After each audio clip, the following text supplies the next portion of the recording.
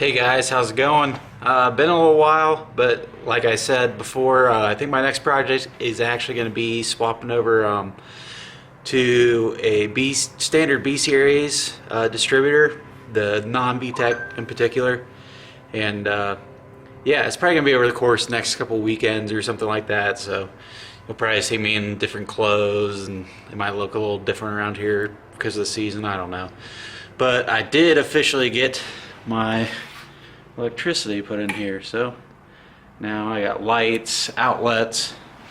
I actually got to use my Dremel for once, and I got to trim up and get together the gauge assembly that I'm going to be putting in the Prelude. I'll show you guys that real quick actually. So I am just a huge fan of a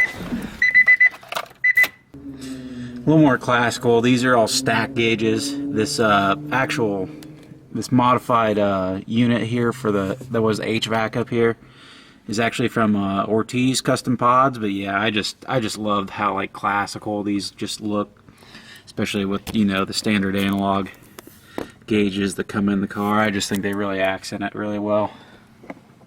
But yeah, so that's what's going on there. But the actual next plan of business is to kind of simplify and make better and more accessible for like parts and such, is actually do away with the factory distributor. We're going to be going away from the external coil. I believe, if I'm not mistaken, this is actually an external igniter, and then on the other one, all the sensors are all within this main housing. So this housing will actually go away, and we'll get to use a just a normal like cam seal plug like all the other engines get. So basically, this, and this will all turn into just that one single unit. And I know there can be issue with room over here, because instead of the plug wires coming up, they come out. And I do have charge piping running through here. So worst case scenario, this prop valve will have to get moved, but I'm going to cross that road when we get there. So, but I already got the distributor and actually some plug wires. And one of the things that always seems so weird is that usually you can only find Honda plug wires in blue, especially if you get anything near OEM. But Denso, I believe, is actually pretty close to an OEM manufacturer. You can actually get them in black, so I'm super stoked about that. I think I actually found those on Rock Auto. But I'll kind of record some of the process and stuff. I'm still a little confused, because if this is an external igniter, then there's actually a lot of wires in here that do not need to go to this new distributor. But I'm gonna just kind of go with it. I know other people have done it, so I know it's possible, and I'm gonna give it a shot. Something interesting I just saw while taking off these distributor bolts. I feel like on newer cars, by newer I mean the 90s Hondas, that the bolts were 12 millimeters, and I noticed the one was a 10, which I had found odd, and then I realized there's this little cap that was on top of it. It ended up getting stuck in my 12 millimeter socket, so I thought that was very odd and interesting. It's like Honda's just trying so many little things with these cars at this time, and just trying to make them nice. It's kind of like on top of the intake manifold, where it has that PGMFI stamped or etched or whatever on top of the little plate on top of the intake manifold. They had a little piece of plastic that was on there from the factory, and they were supposed to take it off whenever this was a brand new car at the dealership. They were supposed to take it off as part of like the pre-delivery inspection for a brand new car, and this car actually still had it when I bought it. And I was working at a Honda dealer at the time, and I had an old guy with me helping me with my timing belt before I really knew most of this stuff very well at all. And he came over, he's like, "Oh, what's that? That needs to come off." And he actually pulled off the little piece of plastic that had been protecting that plate for 25 years at that point. I'm just like, "Oh, why'd you do that?" But it was just a natural habit for him, because that's what he used to do all the time whenever, you know, these cars were brand new and he was working there. Just I thought it was pretty funny and slightly rude, but it was still hilarious.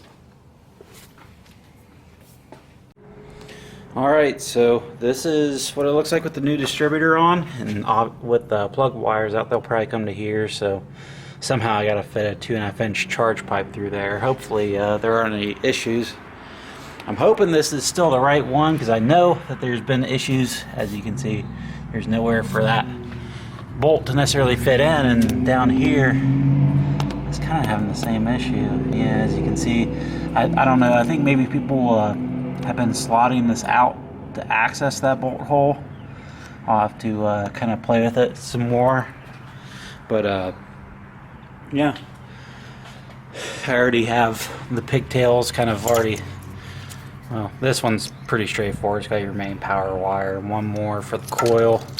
Then these are all the sensors. But I mean, realistically, those versus 1, 2, 3, 4, and then there was one more on the distributor. It just seems a lot more simple.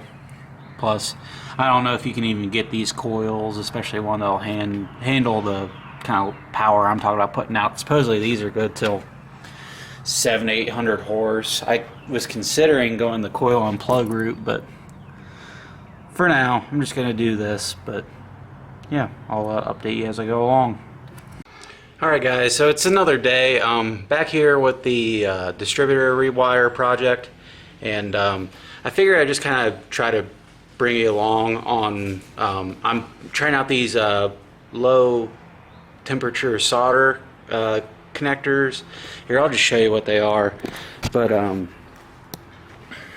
I ordered this little kit. I think I seriously saw it on a Facebook ad, but basically the way it works is this is a large one, but the centerpiece is a piece of solder. The whole tube is actually shrink tubing, and then the little colored pieces kind of in the at the quarter mark from either end are actually supposed to be like sealant to keep corrosion and stuff from getting into your wiring and stuff. Now, I will say that I've used all but one of these. The bigger you go, it seems like kind of the less they're really that great.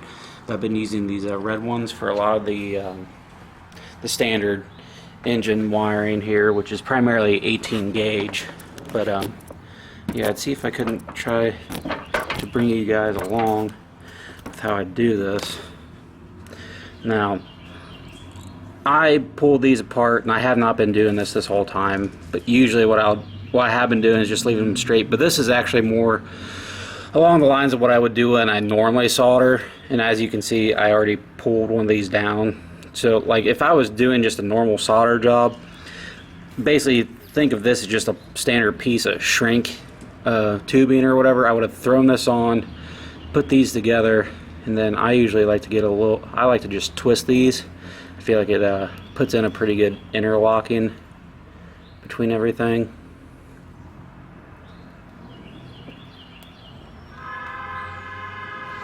Now, if I was doing just a standard solder job, I personally put my little iron on the bottom of this and put my solder on the very top, touching it, resting it there. So basically, by the time the heat comes all the way through this, that solder on the top will melt and it will just fall right through all the wire and hold it straight together. But to be honest, it's a pretty big pain in the butt. So I'm going to use this little shrink tubing solder piece and kind of spinning it in the same direction I spun all the wires to try to keep them together. And there it is. I laid it right in between the middle of the two. And you could probably use a normal heat gun. I have this little butane torch. There you go. If you want to order one of these, I got this off a Snap-on truck back whenever I used to wrench for a living. But all you do is you just throw heat at it.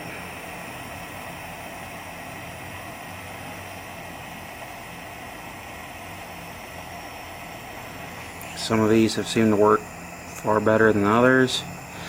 Usually the way you can tell you really get it get the solder doing its job is you'll actually see shiny bits of solder. There's a little bit on the left, and I can see just tiny bits on the right, but that's how you know it's actually getting through the wires and doing its job. Just when you see it shrink down, that's not necessarily enough heat, and then whenever it's time to do the rest, just use the heat to get all this heat shrink stuff to do its job. I kind of do one side and then the other just to make sure I get it all. And the heat from this is enough to burn up this wire as soon as you kind of get off course, so you have to be cautious. But that should do it. I figure I'd bring it through on this stuff a little bit at least with me. As I said, you can see, maybe this will focus. Not really, but right here to the left of this, you can see where that solder actually came out from that main band that it was. And yeah, so I don't know. I'm giving these things a shot. I'm still not 100% sold on them, but it's easy enough. So this is actually the last wire I'm running. I had a couple guys really try to influence me not to get rid of the stock coil and igniter, but I'm kind of going for, I mean, I'm not going to sit here and get rid of everything and clear and weld up every single hole in the engine bay, but I kind of want to, you know, quote unquote, tuck it a little bit. So I figured this is one of the ways I could clean everything up. I personally have heard plenty of people who've used these distributors on plenty of boosted Hondas and they've done just fine. So I'm going to go ahead and try this for us. It's a lot of people would disagree that it's an upgrade. I think it's an upgrade in the sense that if something goes wrong with this, it's right off the shelf and shouldn't be disappearing anytime soon, whereas the even the distributor caps for our Prelude, I know you can still find them now, but here in a few years, who knows. But yeah, this is almost done. I actually started up and it ran just fine off of this. The only thing that's not really self-explanatory and for me was even a little bit of guessing was the plug over here for your coil. The large gauge wire is obviously for the large gauge wire that goes to the distributor, but there's two plugs with blue wires over here, and the one that is in the same plug, the blue wire that's in the same plug with the black one, has worked for the tach. The tach is reading. I have the manual right here for that other blue wire. I don't remember exactly what it's to. Oh no, actually it runs to the igniter, and with the igniter now inside,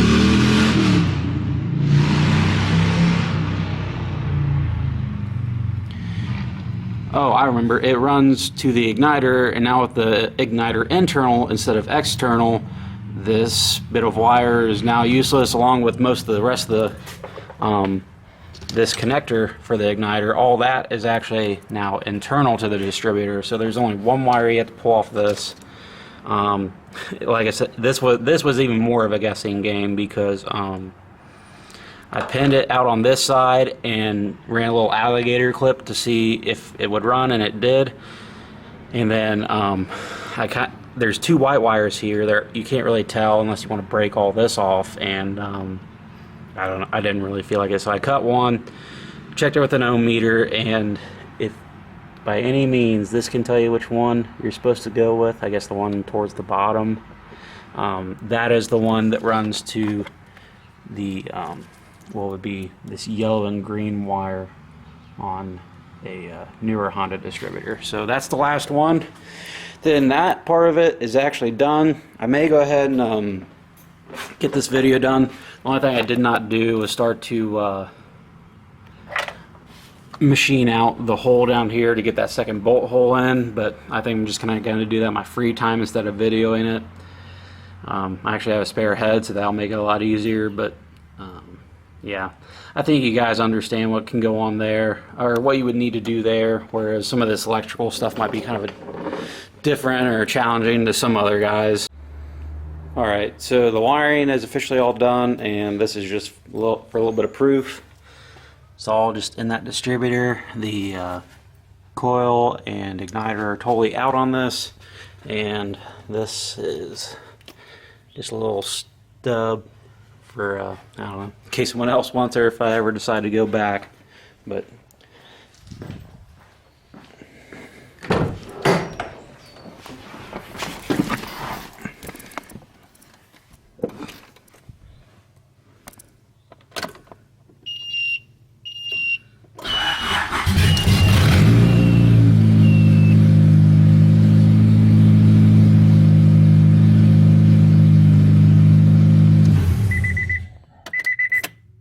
yeah, runs just fine.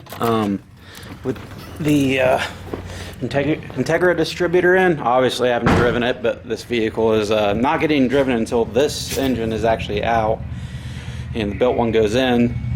But I think that check engine light is actually because of the fact that I have no O2 sensor due to yeah, having to cut it to get this out to get the turbo manifold put in. But yeah, so there's proof that it will work.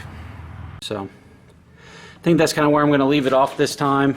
I do have some other plans. I can't remember off the top of my head, but I'd like to keep on with this. I think the next thing I'm going to do is actually clearance out for the intercooler some more. So hopefully here in the next couple weeks I'll have another video out for you guys. Alright, I'll see you then.